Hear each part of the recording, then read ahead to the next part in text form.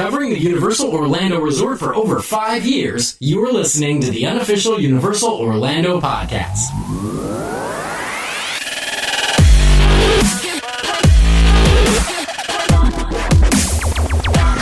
Hello everyone and welcome to episode 230 of the unofficial Universal Orlando podcast. I'm your host Lee, and joining me as usual are Darren. Oh, what's up, Internet? And Tracy. Hello. And Hunter's probably at Disney somewhere. But we have, sorry Hunter, a much better replacement. We have an illustrious returning guest. You may know him from the unofficial guide Disney Dish, the Huffington Post, and of course JimHillMedia.com, the legend himself, Mr. Jim Hill. Hi Jim. Whoa, okay, there's no way I'm living up to that intro. Hi, how are you? Well, actually, Jim, we've had you on before, and we've had listeners who haven't listened to the show for that long, who didn't know who the hell you were, basically. So they kind of complained that we didn't introduce you properly, so they didn't know who you were. So from now on, everyone's getting a proper introduction so everyone knows who they are. Okay. That's I'm one of the internet dinosaurs. Why don't we just put it that way? Just back when we used to do this with pen and paper. So that is a long time ago. Nothing wrong with pen and paper. It is. It doesn't see much nowadays. If the internet went now, I was thinking about this today. If the internet went down now, everyone would be screwed. But right, Jim has agreed to join us, as he has done for at least the last 3 or 4 years, for our annual look at what's coming at Universal Orlando this year and potentially beyond. So Jim, this year, I think as a whole, is slightly quieter, if you can call it that. I think there's less things happening, but the things that are happening are potentially bigger. All right, so just to be clear here, the water theme park, the whole brand new park that they're building is small. It's something we're going to overlook. Yeah, there's lesser things, but bigger in grandeur. Oh, you're gonna make the people at Universal Creative so happy to hear that. The water park. Yeah. That thing. No, I mean that's again. You have to understand with Universal, this is all chess. All right, and face it. The year that Disney is finally opening, Pandora, the World of Avatar, which is, let's remember, this is their long coming response to the Wizarding World of Harry Potter. And you got to give Universal credit that. So how do you deal with, that's the gimmick of Pandora, is they're not taking you to the Wizarding World. They're taking you off planet. I mean, just, they're literally, you're leaving Earth and you go into this, brand new planet. So, how do you combat that? You throw an entire park at that. And, that's really what, we're talking about with Volcano Bay. This is, and to me, it's fascinating to watch that, Disney's idea of how to combat this is, okay, we'll put a new slide in at Typhoon Lagoon, and it's sort of the equivalent of, it's a sucking chest wound, but hey, let's get a Band-Aid. I mean, this is a game changer. This is going to give people who go to Universal. In fact, it's so funny we're talking today because Nancy was just at lunch with friends, and totally spontaneously, the friend talks about how they're flying down to Orlando the latter part of this month. And they're doing 3 days at Disney, and then they're going over to Universal. And they were trying to figure out how they were going to do that. That they have, they booked rooms at Cabana Bay, and it's, because Disney honestly doesn't make it easy if you are leaving Disney to go elsewhere. Yeah. So it's one of these things where she's actually thinking of renting a van at the airport.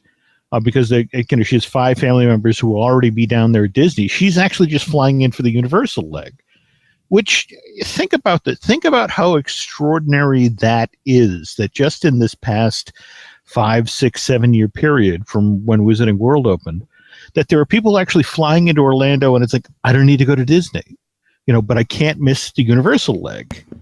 I mean, that's kind of stunning, at least to me. That the world has changed like that. That people are now flying into, Orlando, and it's like, I miss Disney, but I was perfectly happy because I went to Universal. Yeah. It is. It's taken away from when people think of Orlando. That's all they think of is Disney. But now people aren't so much just thinking of Disney. Face it. That in fact, that's what's kind of interesting is just in the past month we lost Charlie Ridgway. He was the first real significant publicist for Walt Disney World, and I remember talking with Charlie, and he's said, "Look, you have to understand in 1969, 1970." When we were building this thing out in the middle of the swamps and, getting out of Jeeps and going, make sure that there are no snakes that will bite you. It was kind of they weren't entirely sure that Walt Disney was going to work, that people were actually going to fly into Orlando and do this. And, and that was the thing with Universal, even when Universal was coming down to Florida. In fact, I was just reading Sam Ganaway's book, J-Bangs. By the way, have you had Sam on the show yet? Or Yes, we've had Sam on a couple of times. Yeah. I haven't had him on to talk about that book yet, which is something I keep meaning to reach out to him about. Okay, because it's again, Jay Stein has some absolutely amazing stories about the creation of that, of Universal Orlando. In fact, Jay was in the room when Michael Eisner was there, and they were pitching it, and yeah, this is a great idea. And 2 years later, and we're going to have the exact same idea. Yeah, Universal, they had the land for years and wouldn't build because they felt it was a risk, that, they were worried that people would just go to Disney. And, to build something down the road, that's why they met with Paramount. And actually, that's why they reached out to Disney in 84, 85 and, wanted to say, hey, why don't you be our partners with this? And that's when Eisner dropped the bomb about, yeah, we're kind of doing something on our own with that. So, but yeah, this is finally that year. This is the year where Disney starts to roll out its answers to the Wizarding World. And, we'll get to see the really big one in 2019 or thereabouts with Star Wars Experience. Mm-hmm. But by then, in theory, we could already be going into, the Nintendo stuff. That's the intriguing part right now, is that I think we talked about this last year with, that the plan had always been to close Wet and Wild, which, by the way, it's been now a week. Yeah. Mm-hmm. Since Wet and Wild closed, and and Universal didn't waste any time. I was reading about Eric Yates, and he dropped his GoPro, yes, and was trying to contact the Lost and Found, over at Wet and Wild, and it's like, there is no Lost and Found here anymore. There's no more Wet and Wild. On the positive side, he did get it back. Oh, I didn't hear that. Yes. That's great. Yeah, he did. Wow. Okay. No, that's great news. But again, they shut that place down in a heartbeat. And a lot of my understanding is a lot of the slides, they're now debating about whether they're being sold off to third parties. And, they're going to clear that site relatively quickly. But again, the plan was that was going to be the thing that was developed because it was so close to property, and then you invented a transportation system for the next thing you were building that was close to Universal Orlando Resort. But then that huge chunk of property over by the convention center, the Lockheed land, came available, and it was so fascinating to watch in the past year to how Universal kind of pivoted away from this. Okay, soon as we can, we clear the Wet and Wild land and we get ready to put whatever we're putting in over there, and then to suddenly have this other option and to watch things go quiet while they began moving pieces that had previously been intended for the Wet and Wild property. the potential, it's like, okay, so if we change this, if we take this from our little confined piece of land that we had for Wet n Wild and then move it over to our giant chunk of land at, over by the convention center, what happens? And then, of course, you have to go to Comcast, you have to, because Tom Williams, has to actually get the funding for this. It's an interesting time. They've reconfigured their plans, and my understanding is we've gone from a 5-year plan to they're now looking at a 10 to 15-year plan based on what they have for property and how they want to grow the parks, or excuse me, grow the Universal Resort experience. And no, that's a serious thing. They are, because that's the notion. It's like, how are we going to differentiate ourselves from Disney? And more to the point, how are we now going to take all these people who've come here, who've had a great time, and give them reasons to come back? Yeah. And let's be honest, you're not getting on a plane to go experience Jimmy Fallon, now are you? Actually, me and Tracy are two people who actually seem to quite like Jimmy Fallon, whereas it seems a lot of people don't. Well, we're recording this the day after the Golden Globes, where Jimmy was the host, and the teleprompter went down, and it was like, "Ignore the man behind the curtain." Very famous for being able to ad lib as long as they're written out ahead of time. All right.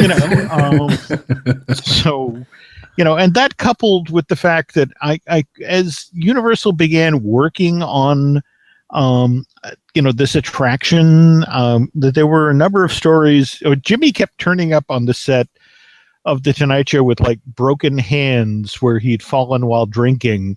And it was just one of these things where it's like, there's a worry that maybe we bet on the wrong horse.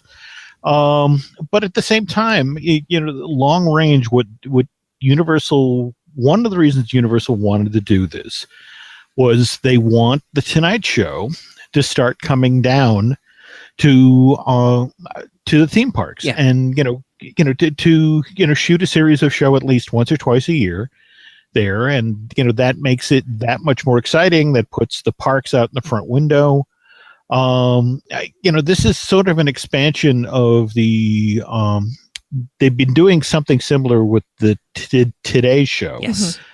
A couple of they're down there quite often doing shows or presentations of that sort of thing, so that they're looking to use all of the arms of the NBC empire, or excuse me, NBC Universal empire, to keep the park in the front window. Mm-hmm. And I guess we probably should talk about the Harry Potter movie deal. Did you guys hear about this in the UK? That was the NBC thing, wasn't it? Where they're allowed to show them all on cable. Is that right? Yeah, but this is the thing. They're starting in 2018. I mean, right now, Freeform, which used to be ABC Family, which of course was owned by Disney, it seems like every 6 weeks they would do a Harry Potter movie marathon weekend. And I'm a complete sucker. I mean, I'll be grazing, and it's like, oh, it's Goblet of Fire. I've only seen this 1,200 times, but okay. I'll just hang in until my favorites. Oh, and then it's the next one, and I'll lose an entire weekend that way. They get that moves over to Sci-Fi, which is an interesting choice of all the NBC Universal cable channels. I mean, let's be honest, these days, Sci-Fi is mostly known for Sharknado, which oddly enough, again, has been shot once or twice at the Universal Orlando parks. Is it the third one? Yeah, it's terrible. Yeah, they are. But yeah, so it would seem that the moving Potter there, that's they're looking to reposition that as a more high profile, more family oriented cable channel. I mean, that's the thing. If you have Potter, and more to the point, they not only have Potter, they have Fantastic Beasts. And supposedly, if you drill down into the language of the deal, they also have, when they're finally made, the trilogy of movies that will be based on Harry Potter and the Cursed Child. Okay. So, you're talking, when this is all said and done, what is that? So we have the 8 Harry Potter films. We have the in theory, the 5 Fantastic Beasts plus 3. So what, 16? Again, it'll be like the Law and Order channel, only Harry Potter, 24/7. That's quite a catalog. Gosh. But the only problem with that is, and I guess they're already having conversations about Fantastic Beasts. I think what I've been told is they're waiting for the box office from film 2 before they start to get serious. But the last I looked at it, it's, what is it? Fantastic Beasts is at $750 million worldwide already. It wouldn't surprise me. Wow. It was really good. I hope they implement something from it into the parks, because Tracy was a bit ill the day we saw it, so she slept through a lot of it, but I thought it was fantastic. The only thing that put me off was Johnny Depp. I can't stand Johnny Depp. When he turned up at the end, I was like, nope, done. Well, I get that, and you understand that he's with this thing till the very end, right? Yeah. And in fact, supposedly film 5 ends in 1945. There's supposedly the greatest wizard battle of all time happened between Dumbledore and Grindelwald. Yeah. And coincidentally, World War II ended right after this happened. So you're sort of supposed to infer that, one was playing for one side and one was playing for the other. Oh. But yeah, that's going to be how this plays out. Now, what is it? So we have 2018, 2020, 2022, 2024, and then starting in 2026, we get into our Cursed Child trilogy. And meanwhile, what's interesting is you chat with the folks at Universal Creative. There was evidently this fascinating moment where it's like, okay, we have our New York section of the park, for Universal Studios Florida, and obviously, Fantastic Beasts is set, or at least this first film is set in, New York City of 1926. And it's like, shouldn't we do something here? For example, wouldn't it be interesting to put the blind pig in and have a dining experience like that, or that sort of thing? And this was the first time Universal actually dealt with a situation where they had 2 IPs coming head to head. Because, of course, this summer we get the first of the new Universal monster movie cinematic universe films, the Mummy. Yes. Yeah.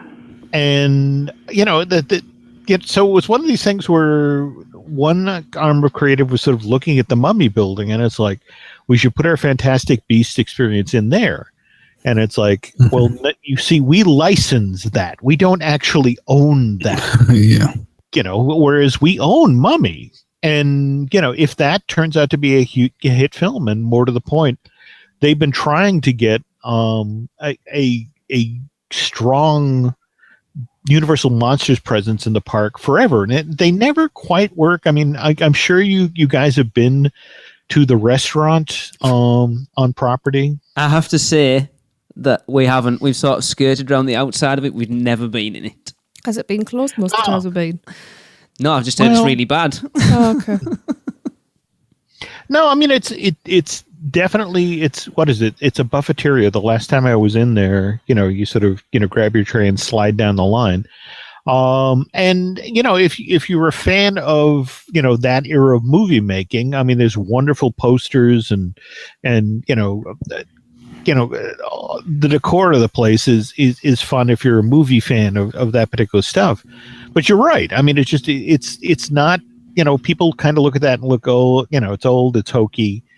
And on the West Coast, of course, they tried to do the the that was tied to Van Helsing, I want to say. Sort of the walk through Dracula's castle thing. Wasn't it called Universal's House of Horrors? Is that right?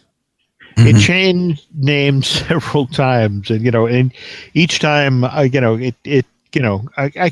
genuinely felt bad. In fact, I had a friend who was one of the leads there for many years, and just talked about how people would sort of lurch from scene to scene to scene, and it's just sort of like, that's it. It's like, yeah, sorry. Isn't that where The Walking Dead is now, Jim? Yeah, in fact, but again, same situation. This is one of these things where it's like, you have your first, walk-through attraction with, some amazing effects. I mean, I remember chatting with the folks who were building it, and just the way they were talking about the burning cabin, that actually, because of the steam effect they can do, they can project flames onto the steam clouds, and you swear combination of the heat and the visual and the fact that it's moving in the steam, your eyes are telling you that's actually on fire. This is that in fact they pulled down that castle and put now it's the equivalent of Main Street for Universal. Significant amount of retail on the right side of the street as you're headed out of the park, but directly behind that is where the Walking Dead walkthrough attraction is. And again, the problem there is they don't own that. They have to. Yeah. They made a deal with the folks who have the Walking Dead IP. Mm-hmm. And in fact, there's been some concern at Universal, given that just in the past year that they launched the spin-off series Fear the Walking Dead, and the ratings have been a little bit off for the series on AMC. And the thinking is that maybe America's getting zombied out, and it's not just America. Yeah, me especially. Zombies. Yeah. I think people are getting sick of old school zombies. Mm-hmm. Well, yeah, definitely. But that's the thing. When you're as old as I am, old school zombie, you mean like the Romero stuff? Where it's like, I have a budget of $35. Okay, you dribble chocolate syrup out of your mouth. Okay, you're a zombie. Jim, I have to ask: have you heard any rumors of that replacing Terminator 2 at Universal Studios Florida? Well, look, it's a primo piece of real estate. Okay. Has been for years. More to the point, when was the last time you were in that attraction? 2015 for us. Okay. Yeah, not too long ago. Okay. Because this really is an old school attraction. I mean, think about it. It's almost a 25-30 minute experience. Mm-hmm. And more to the point, I'm sure when you were in there, again, you've got these kids who came into the park because, hey, we're going to go see Harry Potter, and so, that's, and we'll do this Terminator thing because it's the first thing we walk by. And to hear the genuinely frightened little kids because of the machine gun fire over your head and, the giant monster that's attacking you from, three sides of the theater. It's no longer really fitting in with what that park is. Yeah. I mean, if you think about, we lost Jaws with the burned and scarred shark that's trying to eat your face. Look, 2 months out of the year when it's Halloween Horror Night at Universal, this attraction fits. Right now, it doesn't. And more to the point, Terminator, how many reboots of Terminator have now tanked? All of them. Yeah. That's what I see as being more of the problem with that, is that it's not really resonating with the current generations, despite them trying to freshen up the intro video and do things like that. The disappointing thing is it's got the live actors there, and that's something I love to see at Universal. Absolutely. And to lose to lose that again with something that cool and interactive, Gary Goddard, James Cameron did an incredible job with that, and it's kind of sad to lose that experience as it is as a whole. Like you always hear so much about the Star Trek experience in Las Vegas that I'll never personally get to see. Something that immersive. Yeah. So it's kind of that in that it was a landmark thing. I would like to see them pick it up gently and place it somewhere else. That's not going to happen. Yeah, I know. The other thing, frankly, is that the world has changed in the past 20 years or so of theme park going. I mean, face it, when anybody builds an attraction these days, the attraction itself is what, 3 minutes, 5 minutes? I mean, I think. Kong, the Skull Island, that they were actually, I remember talking with Mike West about it. He was really proud of the fact that, this is almost just a 6 minute long experience. That's, a full minute or two longer than anything, these days. I mean, because typically it's 3 or 4 minutes and they boot you out the door, that sends you out to the gift shop. And, but that, see, what drives that is how much we're spending now for theme park tickets. I mean, the rule, I mean, again, that's from my dealings with Mr. Testa, the Len of the Unofficial Guide, the hard fact of it is with theme park tickets one day, cruising up just shy of $100 and most often more than that, people want at least 9 to 10 experiences during their time in the park. That's when they feel like they've gotten their money's worth, they've gotten their value. Yeah. And if you're spending a half hour having giant Terminators fire machine guns over your head, you can't be getting in line for other ride shows or experiences, and that that cuts into your time to get those 9 to 10 experiences. But then surely the trade-off with that then, Jim, is that you need those attractions that eat people for a long time to keep the lines down in the rest of the park, to keep them down to a manageable level. Otherwise, like we said when we came over in 2015, that it really does lack, both parks really lack a real people eater, a decent show, something that's going to take people out of the lines in the rest of the park for a decent length of time. Well, I might argue. I mean, if you think about how ingenious the design is of the Hogwarts Express, and how many people are transported back and forth between the. I mean, think about it. But prior to that opening, we were all fretting about, there'll be hour-long lines, and what if you left your bags in a locker in another park, and blah, blah, blah, blah, and none of that happened. I mean, it operated smoothly from day one. People were ridiculously entertained. The only complaint I ever hear about Hogwarts Express is occasionally that the queue line, because they were so afraid of people standing in queue line. I mean, you march for 1.5 miles. Yes. Before especially you on the get Hogsmeade train. side, yeah. Actually, the complaint we hear about the Hogwarts Express more isn't to do with the line, it's to do with Hermione's voice, but let's not go down that route. Yeah. That's the thing. They got Rupert back. And my understanding with Universal Creative is they always thought that Emma would eventually come around. And now that, she's, in fact, what is it? The gentleman who was in charge of Warner Brothers, who's now, Alan Horn, who's now in charge of Disney. I mean, he actually, honestly, I think if he'd stayed at Warner's, she could have been persuaded, but that he went to Disney and he was the one who personally recruited her to be Belle in the Beauty and the Beast that'll be debuting in March. So but that's what's fascinating about her is I have heard that Warner Brothers has actually had conversations with her, with Rupert, and of course Daniel about Cursed Child, because they want to do for lack of a better term, they want this to be the Harry Potter, The Force Awakens. That they want this movie, this trilogy of movies to have these, the actors that we know and love from the original films that we watch growed up as adults.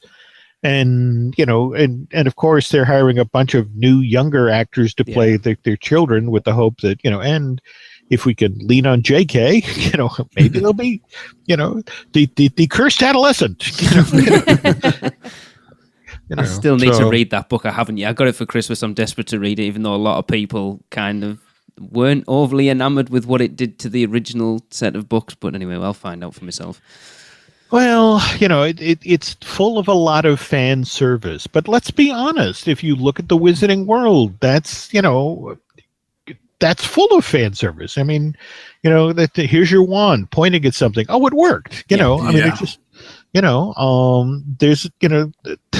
there's a lot of people who've made a lot of money, for the Universal Parks and Warner Brothers, just in the back of Butterbeer, just read about it and saw it in movies, and now I get to have it. So, as far as the accountants are, concerned, there's nothing wrong with fan service. Absolutely. Yeah. As long as you charge. So, Jim, I have to ask something that we've discussed quite a bit that's kind of coming up with Volcano Bay, and there's been sort of little tests in the park already. Are we going to see some sort of magic band system at the parks? Obviously, with Tapu Tapu coming to Volcano Bay, and they did the test, I think it was just before Christmas with the return time thing for Shrek. They're obviously planning something. Yeah. That said, you have to understand that, and this is actually coming on the back of survey work that, don't get me wrong. Magic bands for Disney were prohibitively expensive, a technological nightmare. Once they finally started to work, people loved them. And that's the thing. People, and these aren't closed off worlds that as we talked about at the top of the show with Nancy's friends, that people who are vacationing at Walt Disney World are going over to Universal, and they have had this, I want to buy a churro. I wave it at the little thing and I can walk away, or I can program my arrival times or whatever. They want that to continue when they go over to Universal. And so Universal, the Volcano Bay system is to sort of just get it out there, see how people respond. And you're right about the Shrek test, that it's just sort of like, all right, it's in the park. How do they respond? Of course, the irony is that, here you've got, this is now NBC Universal that has bought DreamWorks Animation. And, they, so now they're actually eyeballing the DreamWorks catalog of characters and, trying to figure out, okay, so, we've had this Shrek film for these many years. And, we've been hesitant to expand. I mean, they put in that wonderful sort of, what is it, photo op that's right across the street there. That got beefed up and added, I want to say 3 years ago, 4 years ago. Is that the Donkey's Photo Finish, the interactive thing? Yeah. Only, but to also have Fiona and Shrek there and to theme it so it's that much better an image capture kind of a thing, and particularly in today's selfie-driven world. Right. But yeah, that's they are now looking at bringing the DreamWorks characters, which now they own, so they don't have to license, into the parks in a much bigger way. And so, don't honestly be surprised if, we may actually see Shrek 4D go away to become its own Shrek-driven land. Oh, really? This is where it gets kind of intriguing, because we've got kind of a Disney Pixar situation going on that Illuminations, Illuminations is, for a lot of people in the animation industry, is the company to watch now, because they have made these hugely successful films for about a half, sometimes a third of what it costs Pixar and DreamWorks to make a film. and which means they come at a profit that much faster. So it's one of these things where you're in this weird space now where you've got a Pixar and a Blue Sky and that sort of thing looking over their shoulder at Illuminations, and yet if you remember, when Disney bought Pixar in 2006 and put John Lasseter in charge of both Pixar and Disney feature animation, there was this weird period where it's like, well, what does a Disney film look like with a John Lasseter calling the shots? And, thankfully, John did eventually kind of sort it out. And that's how we ended up with, massive hits like Tangled and Frozen. And in fact, the one that just won, last night, the Golden Globe for Best Animated Feature, Zootopia, which, as soon as Pandora opens, look for that to come to Animal Kingdom in a big, big way. Just get ready to wave bye-bye to Rafiki's Planet Watch. That's no But loss. now, Chris Miliandri, the head of Illumination Entertainment, they pulled a John Lasseter. He's going to be in charge of both DreamWorks Animation and Illumination Entertainment. And his job is to, get DreamWorks financials in place, to get them out of the situation where they're spending $150, $200 million per film. But he's also been handed things like, we want to do a new Shrek movie. We want to revive this franchise, only with you calling the shots. And, and one of the reasons they want to do that is they want to do Shrek, is hugely popular in the parks, but they feel like with just a film, he's kind of wasted, and with a photo op. And this is easily, if you look around the globe at the various different Shrek things that have been done, like for example, the park in Singapore, the roller coaster that recreates the Puss in Boots experience, that sort of thing. That there's a belief that, this is a character, this is a world that could support a whole land, which again brings us back to Wet n Wild and the properties, the Lockheed property. It's right now. It's all of these sorts of what are people going to want to do in the next 5 to 10 years, and that's what Universal is trying to sort out at this moment. They know that in fact, it's driving Disney crazy that they got Nintendo, because even Disney's internals, the work they know there's this whole generation of kids who've grown up and now are gaming with their own children, and they're dying to go to a park where they can, that they can race along with Mario, where they, that they, they can go on an adventure with Link, that sort of thing. And so, it's tapping into a market that theme parks haven't really tapped into yet. Universal have dabbled in it a little bit with Halloween Horror Nights doing Silent Hill and Resident Evil. But beyond that... The fact that this is cross-generational, really cross-generational as well. Actually, then you look as well, you think, I know when we first went to Universal back in 2004, they had Crash Bandicoot as a walk-around character in the park. Mm-hmm. Love Crash. Yeah, and that's the thing. You're I'm sure you heard the same story as I heard about the Kid Zone, the Curious George, Barney, Woody Woodpecker, and that sort of thing. That was all supposed to go away, and that was where the original Nintendo Land was supposed to go. Mm-hmm. But supposedly one of the things that really tripped that up was Steven Spielberg. They wanted to put the Mario racing attraction inside of the E.T. Adventure Building. Right. And Mr. Spielberg did not only said no, he said hell no.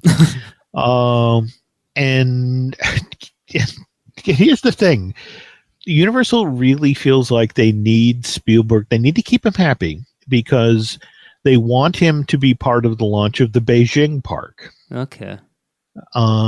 In Chinese society, there's, it's kind of a carryover but basically that you honor your elders, and it's strange for me to think, because this means that I got old. But Steven Spielberg set it off as this young Turk who is now seen as sort of an elderly statesman of Hollywood, and so that's the whole point of Universal wants him front and center when they launch Beijing, and so. Keeping Steven happy, that means you have to keep the E.T. adventure in place. Even though I think we all agree that, the E.T. adventure has a wonderful queue and kind of a crappy ride. It's that second half. It's that second half of that ride, man. It's just bizarre. I know. And it just, and that's the thing. It's like, not a family-friendly thing to say, but it's one of these things where you look at that and it's like, okay, if you were on drugs, they weren't good drugs. All right, this isn't, that they're all really bad characters. I mean, just, there isn't anything in there that doesn't look like, wow, this is like bargain basement Hanna-Barbera. Welcome home. It's just that. And look, there's nothing about that ride that couldn't be improved by, say, liberal use of a flamethrower. Yeah. Great minds think alike. Yeah, just sort of like, there was a fire in the last half of the ride. Now we have to revisit it. And back in the day, yes, the E.T. saying your name was. Okay, that's kind of cool, but when you think of how many people have, Alexa or Google thing in their house right now, and it's like, that's not quite as cool as it used to be. That's funny though when you think that that's what Disney have been trying to implement as like the second or third phase of Magic Bands. Yeah, and that's the thing. It's one thing to sit around a conference table and spin that out. It's another thing to for example, when they put it in Small World, the flat panel, so you could see the doll that you designed, or it would acknowledge your anniversary. And what they found when they fired it up for tests is that it's Small World. There's a billion things for you to look at. And what are the chances you're actually going to be looking at the flat panel at the moment that your doll dances, or it says, "Hey, Steve and Tiffany, congratulations on your 35th anniversary." There's a lot of stuff that Magic Bands was supposed to do that just in real life, because you're in a Disney theme park, just didn't turn out to be practical. In fact, coming back to Tapu Tapu, that's what's ingenious about the folks at Universal, and that's the thing. They didn't look for this to be every single thing that you wanted in the park. It wasn't going to, fold your towels and answer your mail for you. It's a system that tells you when to show up for your ride. All right. And it does that very well. And more to the point, it does that when it gets wet. That if you talk with the people at Disney, the thing about Magic Bands is they tried to make it everything, from day one. Yeah. From the notion of you're going to pick all your ride times, 3 months out from when you got to the parks, or when you go back to your hotel room, look at all your photos for that day. And that's really not how people vacation. No. And that brings us back to Wet n Wild and to the Lockheed property. The conversation that both Disney and Universal are having right now is some of it is actually it comes on the back of what happened this past year with Pokemon Go. If you think about these days, if you go to the mall, you go to the parks, and think about it, you're in this multi-million, highly themed environment, and how many of the people around you are face down on their phones? Everybody. Me and my oldest have had conversations all the time about you're going to find in the next 20 or 30 years that the generation that's our age now and a little bit older are going to have neck and hand problems from looking down at a phone. He was actually telling me, because he's a psychology student, and apparently The human body's already starting to change to accommodate how people hold their phones. They're beginning to get a curvature in your little finger because everyone rests the phone on their little finger. That's Yeah. well, okay. I was kind of hoping the prehensile tail would come back, but I guess that's okay, but that's the thing. If you're designing a theme park, and for example, when Pokemon Go came about, the Universal Creative team immediately, it's like, wow, okay, should we incorporate this into the park? Should we have these rarer than rare, things that you can only find with your phone? And I can't reveal the name of the gentleman who in the meeting who brought this up, but it's like, tell me in the 3 to 5 years that it's going to take to build this, that we'll still be using our phones in that way, that this will still be a thing. Just this whole notion of betting the farm on this is going to be something that stays with us, that and more to the point, people are going to be excited about searching using their phones, and more to the point, how do you then create a system within the park that accommodates Apple, that accommodates Motorola, that the Galaxies, all that? It's again, it becomes this technological boondoggle, and frankly, again, circling back to Disney with Magic Bands, everybody in the theme park industry doesn't want to repeat Disney's mistakes, where you're pouring $2 and $3 billion down a technological rat hole that in the end people only make a 10th or a 15th percent of use of what you designed the system for. I think that's Universal have been doing that for quite a while, though. They're quite happy to sit back and watch everybody make the mistakes with the new technology, and then when they do come to do it, like they are now, they'll do it, and it will roll out, as relatively smoothly as it can. Well, but at the same time, it just, as we talked about at the top of the show, it just sort of, this is the one ripple that's hitting Universal from Disney's side, that this whole notion of they want a Magic Band equivalent, and they're addressing it.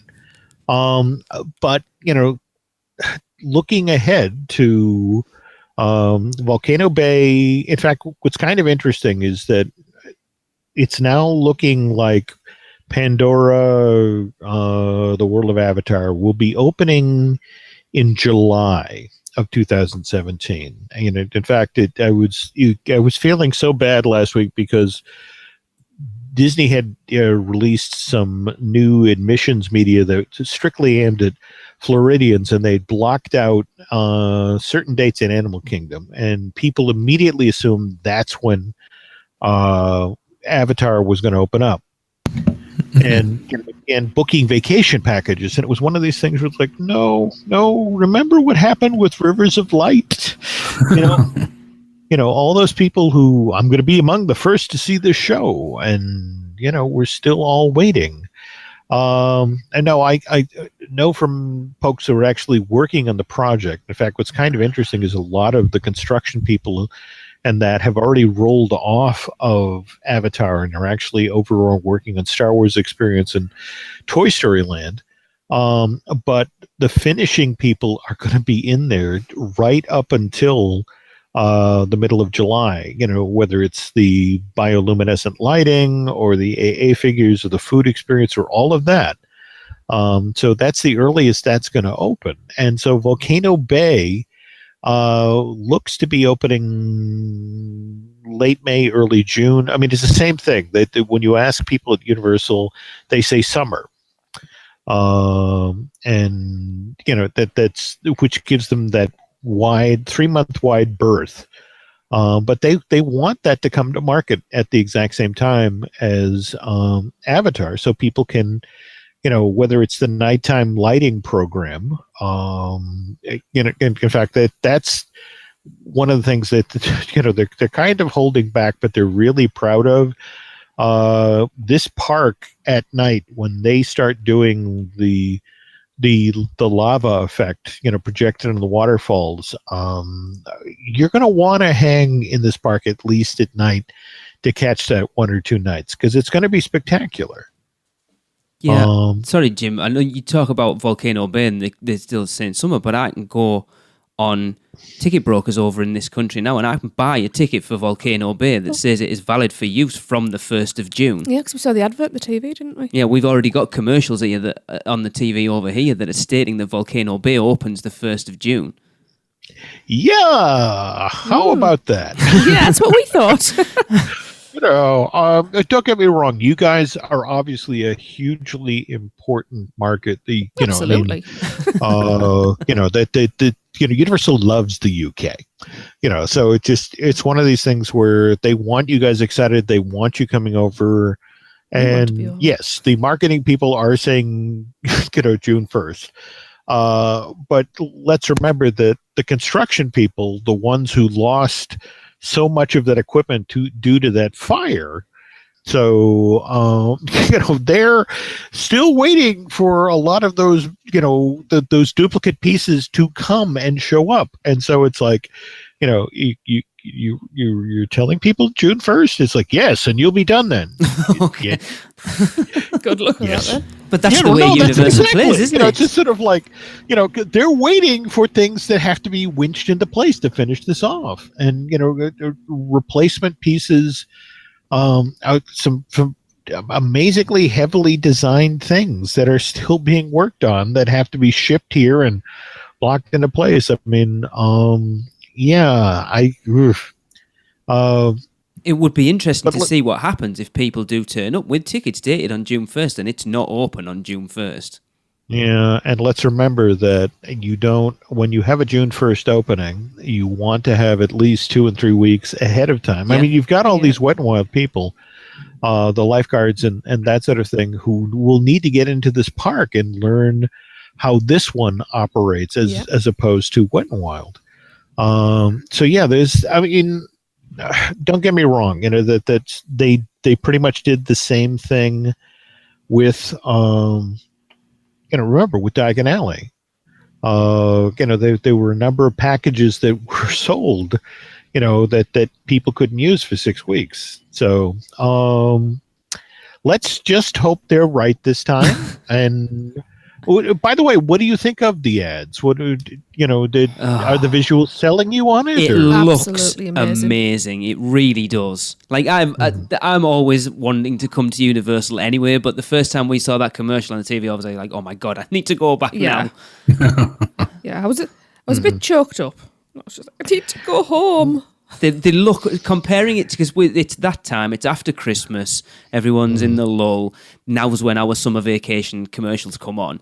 And if you watch, I think we've got a lot for the 25th anniversary of Disneyland Paris coming up, and then obviously like the Walt Disney World ones and the Universal Orlando ones. And the Universal Orlando ones, obviously I'm slightly biased doing what we do, but it does entice me much more than the Disney ones do.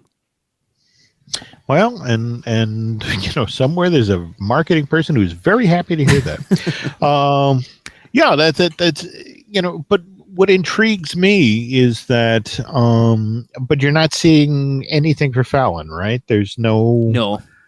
Yeah.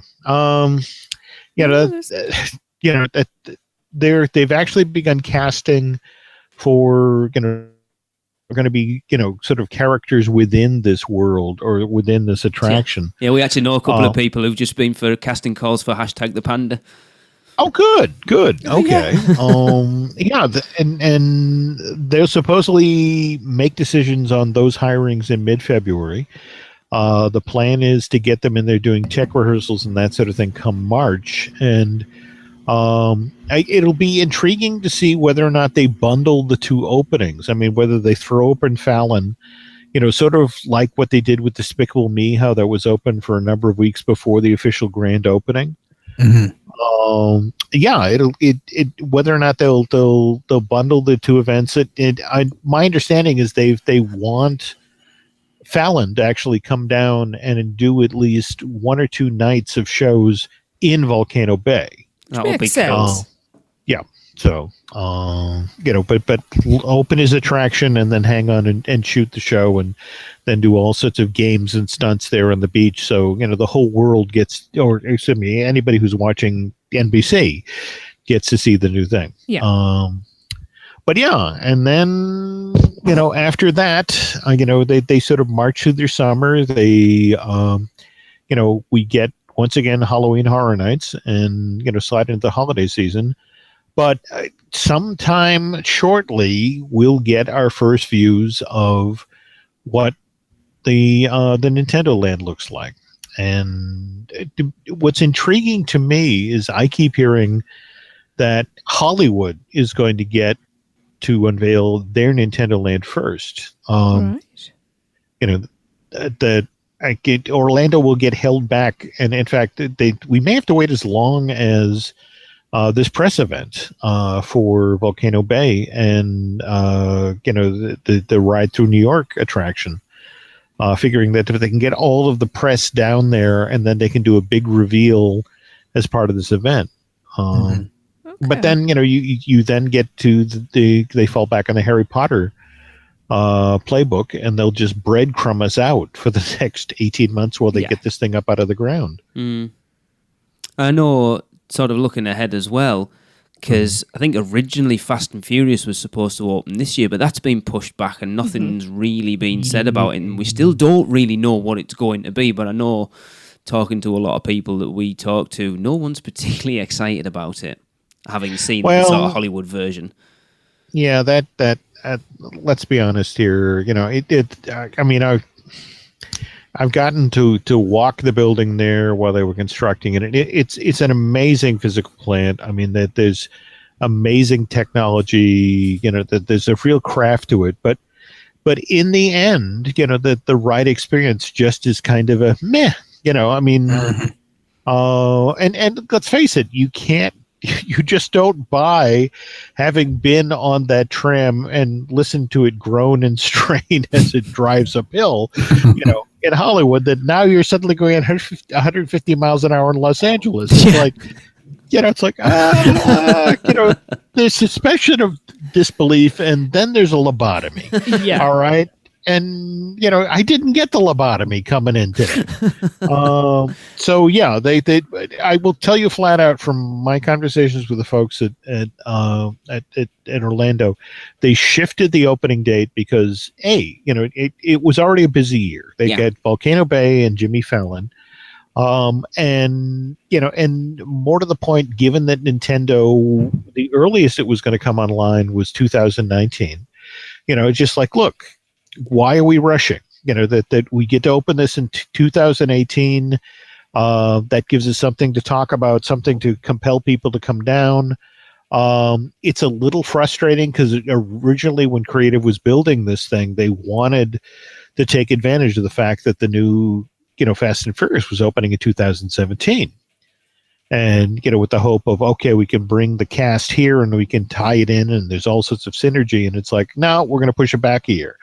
And it's just sort of like, thanks, and thank you for destroying our promotional hook.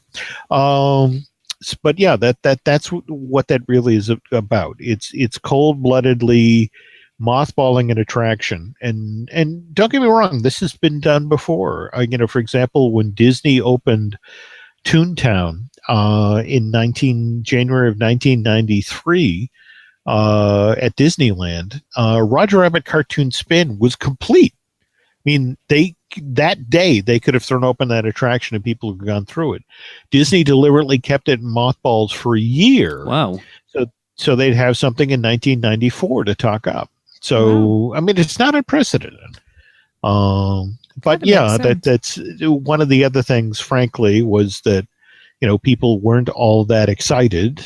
And, one hopes that this new version of the ride film, which, is supposed to send you through San Francisco, will be that much more successful. But yeah, it's not necessarily anything that anybody's really, really excited about, but it will give them something to talk up and hype in 2018. Do we know what it's going to be then? Is it literally just, is it going to be like a Transformers sort of Spider-Man type thing? Or is it going to be like Kong? It's look, a lot of the pre-existing ride system has been gutted at this point. Yeah. All right. I mean, that the physical plant is very much the same, except you extend into this far larger space. I mean, again, anybody who's been on the finale, so to speak, of the Universal Tram Tour in Hollywood knows what this experience is going to be like. The difference is that that they're, rather than being locked into the earthquake ride mechanism, they're trying to really beef up that element of it. That in fact, a lot of the survey work that they did in California, just people came back and just talked about, I'm sitting in a tram. I know I'm sitting in a tram, and no amount of being on a motion base convinces me that this is really happening. So look for a lot more movement. And they're also trying to do a lot more physical effects than they did in California. The whole notion of, that the thinking is, would you buy it if instead of a projected helicopter, you had a physical helicopter? Again, I don't want to give too much away here, but they are addressing a lot of the concerns.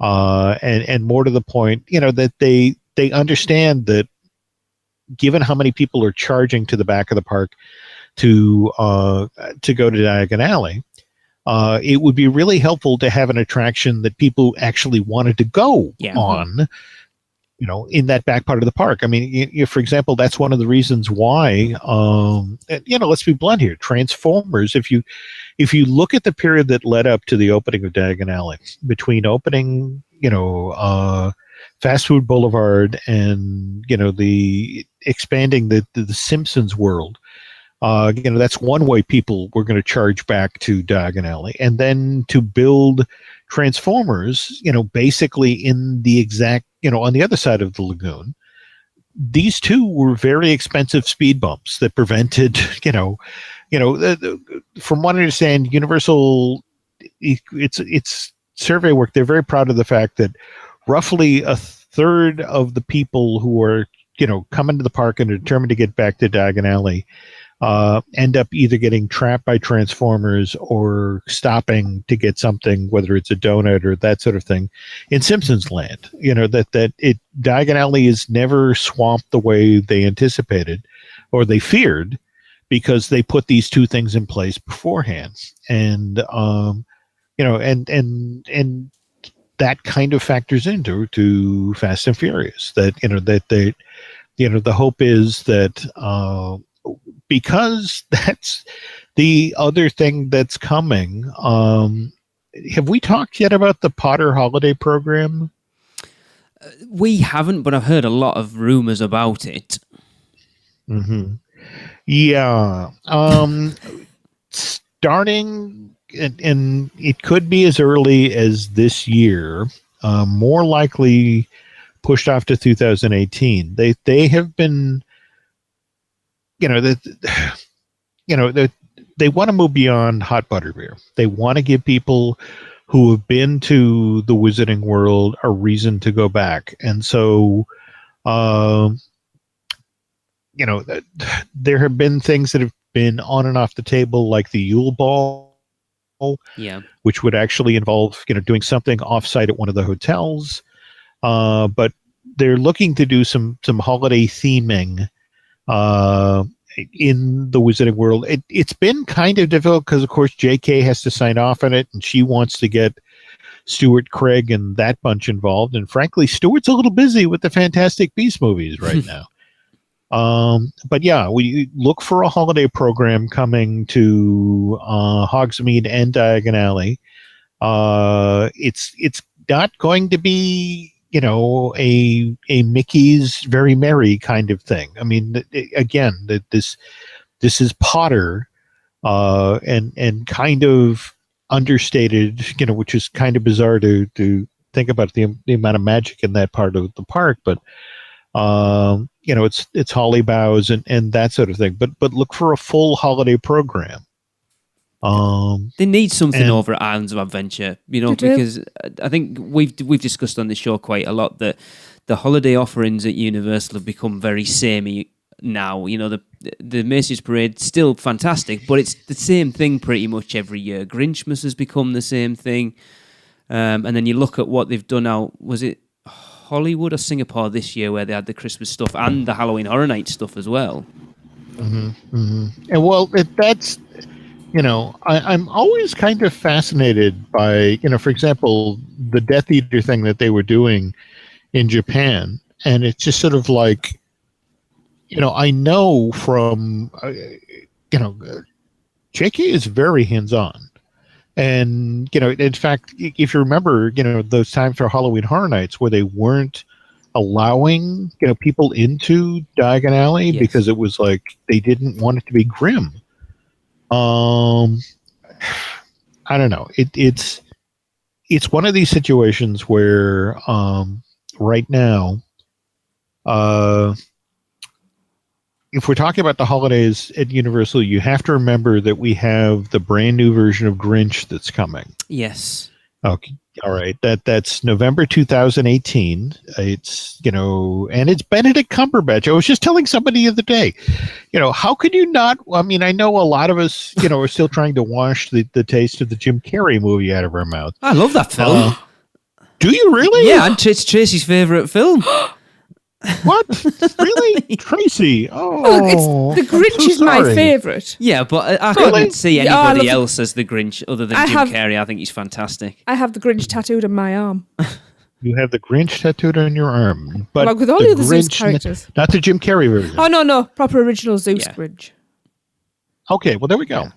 And, the weird thing is when I look at, the Carrey film from 2000, I mean, I see the craft, and in fact, it's interesting that the theme parks have grabbed that and sort of mutated it as, the Chuck Jones, Dr. Seuss, Jim Carrey version into something that can work for the parks. But I have to tell you, from what people are telling me about the Cumberbatch version that again, Illumination Entertainment is doing, this is Grinch done right. And what's interesting is on the back of this, supposedly, and this is where it gets somewhat dicey, because in order to bring this to the parks, I mean, we've been hearing about the Mount Crumpet coaster for years and years and years at this point. But on the back of this movie that everyone, really is excited about, and more to the point, the notion of, if we can get Cumberbatch to actually be doing, the voice work that would be used in the attraction, that's huge. But that would be, the interesting thing is supposedly, from what I've been hearing, Disney, understanding that the earliest we're going to see Star Wars Experience opening to the public is 2019. You then end up in this situation where it's like, and knowing how quickly Universal can do things, can you get a Mount Crumpet coaster up and running in Seuss Landing?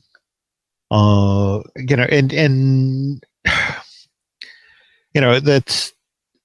You've been to the chocolate place, right? I'm blanking the name of the Chocolate Emporium. Darren has, we haven't. Okay. Yeah. All right. There is a ridiculous amount of open space behind the Chocolate Emporium. So, in fact, anyone who's been to, sort of taken the backstage and gotten into the queue to go into the soundstage to the Grinch knows that there's significant space back there. But the question then becomes, if you're going to build this attraction, and more to the point, you have this ride system at the back of the park that connects the two parks. do you use Mount Crumpet, the Mount Crumpet project, as an excuse to finally link the two Universal parks from the front? And what does that then mean to Blue Man Group? See, that's the thing, that Universal, one of the things that for me, what fascinates me about Universal is they are so smart about how they've used their land. But now with this new hotel that's been announced, they've pretty much eaten a lot of, all of the allotted land that they have, which is why they were going to begin to pivot on Wet and Wild and, of course, the Lockheed property. But that doesn't mean that they can't take things that are there and necessarily change them out. Obviously NBA City, which just showed, that you could take that and change that into a vibrant new themed the chocolate restaurant.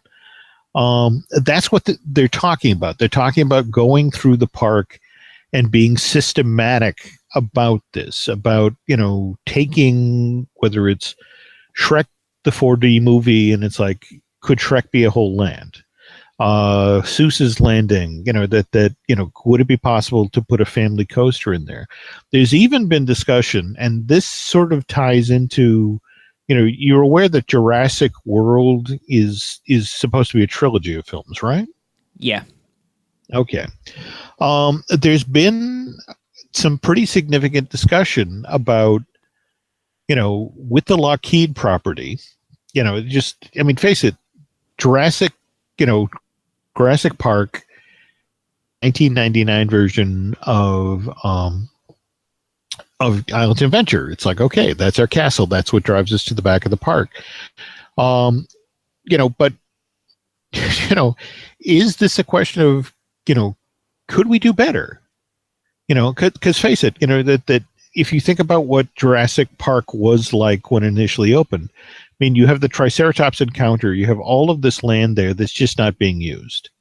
And you, frankly, let's be honest about the Jurassic River adventure. In a park that's already got, a pretty good water ride, the bilge ride, the Popeye experience, which is right next to the Dudley Do-Ride experience. It's like, do we really need 3 water rides like within a quarter of a mile of one another? Couldn't we be doing something else with these?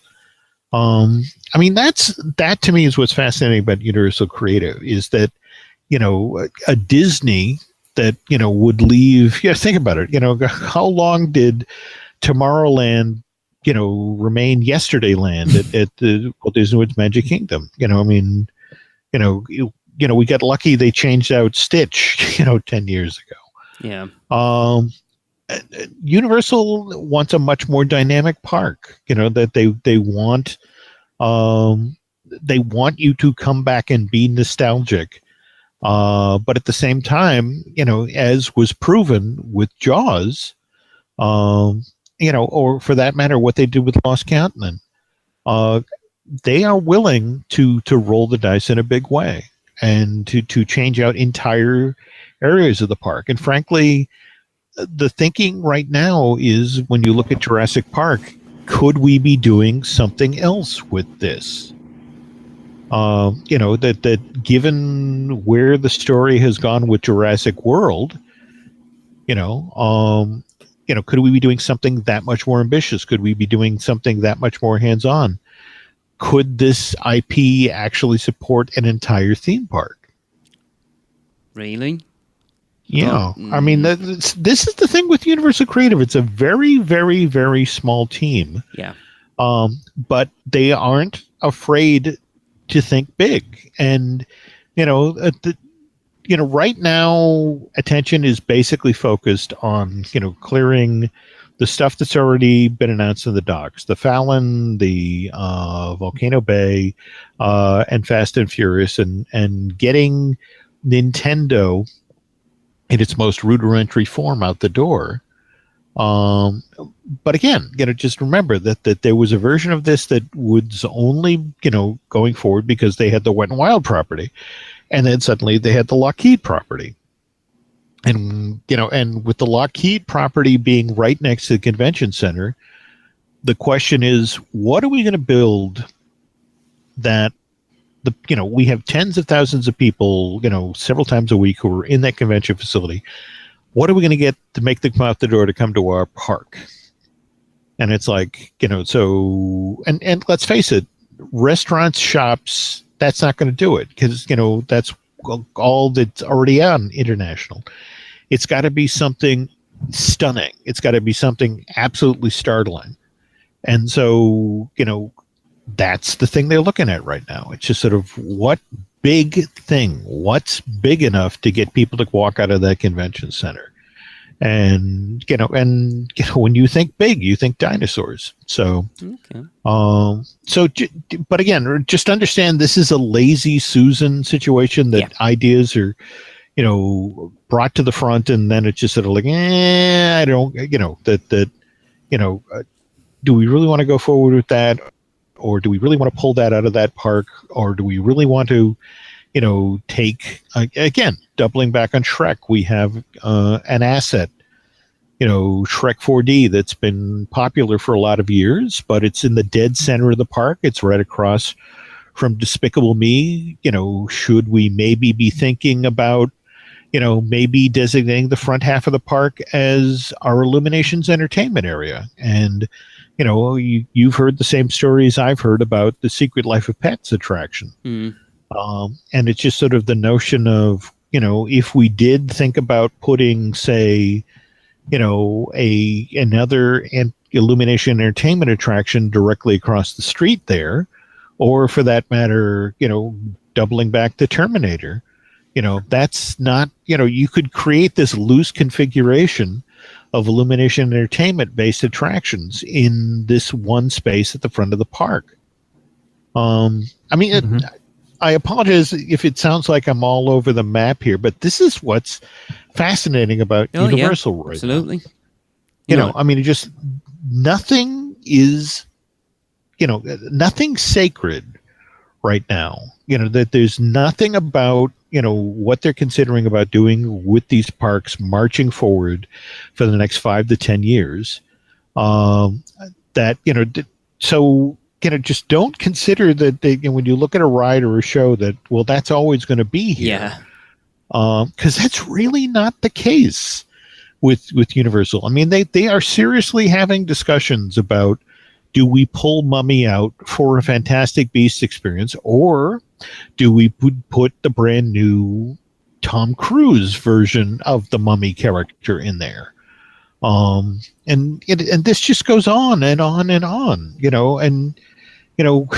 whereas, which is why, in a weird sort of way, I feel kind of bad for Disney, because they're like, all right, we'll open Avatar, and then we'll open, Toy Story Land and Star Wars Experience, and after that, Zootopia, and we'll put a few things in Epcot, and that'll show them, that'll stop them going from Universal, and they have honestly no clue about how dynamic Universal is looking to make its park, in the next 5 to 10 years, whether it's Nintendo stuff or bringing these new films in. Or taking things that we know and love already, like Shrek, and making them that much more hands-on.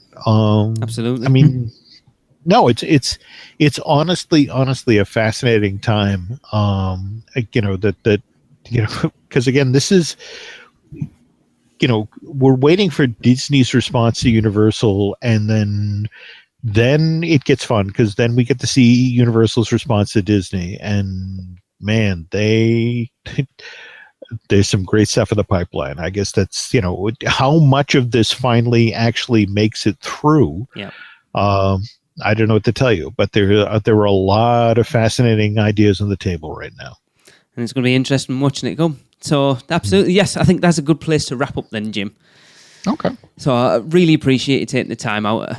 It's going to be interesting. You know, we've discussed it on the show. It's like, what is that next stage of theme park? No one knows, and it's really going to be interesting to see what they come out with. I think the thing that makes me crazy is that so much of this, you know, I've been covering theme parks for 35 years now, God, and so much of this, you know, often is driven by intangibles. You know, that whether it's, you know, a film does well over its opening weekend, or, you know, for example, you know, the very thing you were talking about with Johnny Depp, and you know, how you didn't want to see him in Fantastic Beasts, and there's a lot of people now who believe because of Johnny's marital difficulties that he may have, that may be the reason that Alice threw the looking glass tanked. And in fact, you know, it's hard not to assume that Disney is concerned about this, given.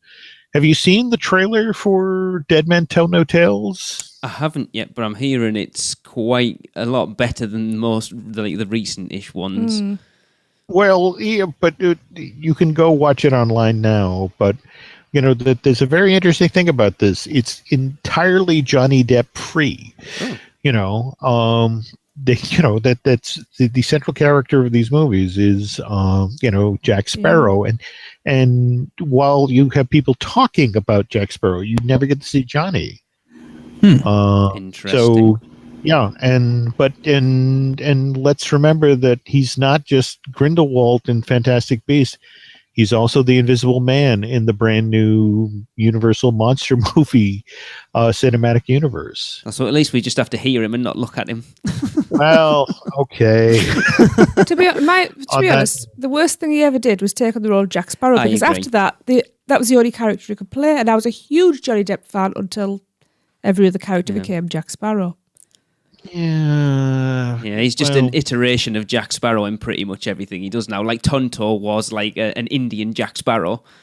You know, but and some future show we'll talk about. You didn't get the right version of the Lone Ranger. No, in fact, I have heard about that. Yeah, the two gentlemen who wrote Terry Russo and Ted Elliott, who wrote the Curse of the Black Pearl, wrote the first script for the Lone Ranger, and you have to understand that they had figured out, you know, how the Lone Ranger only uses, you know, his calling card is a silver bullet. The reason he was using silver bullets is he was taking out Wendigos, which are the Native American version of a werewolf. Yeah. So that was what got that project going, that Disney lost its nerve and decided it didn't want to make that. But again, that's a story for another time. Yes. And we're now into our 12th hour of this show, so I'm going to shut up now. Brilliant.